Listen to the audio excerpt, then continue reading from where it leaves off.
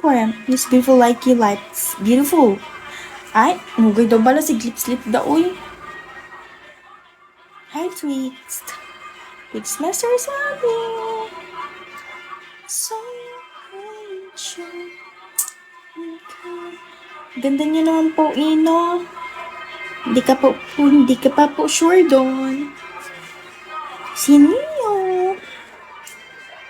What time na, dito? 11 na. 11:27. 11:27 na dito. Sa inyo ba? Ano oras na sa inyo, da? Thank you, Eagle. Thank you so much for for the flower. Sige nga nataba. Wigi. Nge, pagbot da wigi. Asam di ka wigi? Wigi asa pagtarang da wigi ba? Asam di ka wigi? Hi, Megs. Hello, Megs. Starbucks ko. Hala, mahilig ka gali sa Starbucks. Ako mahilig lang ako sa Nescafe. Yung mga creamy white. Okay na sa akin. Ganun. Okay na sa akin yung mga kikiam, ganun. Ay, kung na Starbucks, ganun din naman yun. Pangit din naman. Masarap naman siya, pero hindi lang ako masyadong mahilig doon. Ara na sa imo ang tanan, madam ba? Gwapa, pwede isulod sa sako daan, poli sa balay. Ngi! Naamagid nga imo sulod sa sako, man. Hindi ko magupod sa imo kung isulod mo ko sa sako.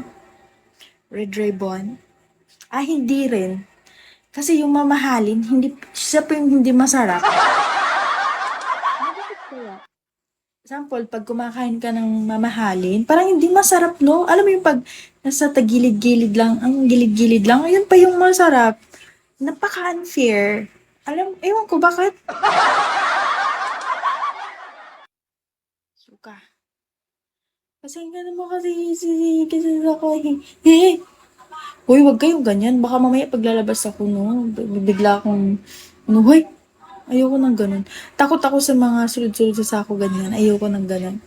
Bago sa SM lang may Chinese. Cheat? Chinese? Ay, ayoko gid ng mga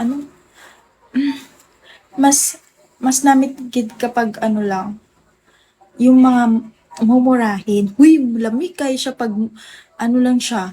Mas masarap kapag hindi mamahalin. Kasi, alam mo yun, nalasahan mo yung, alam mo yun, masarap lang talaga yung kikiam lang sa gilid, no? Di ba, masarap. Sige nga, bumili ka nga ng kikiam dun sa SM, wala naman dun.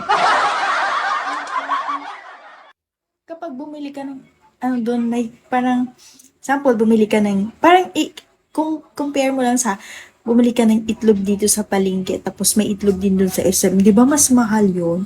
Ay, Bisaya. Oo, gani. Bisaya po gani. Oo. Tapos, di ba, palit ka dito,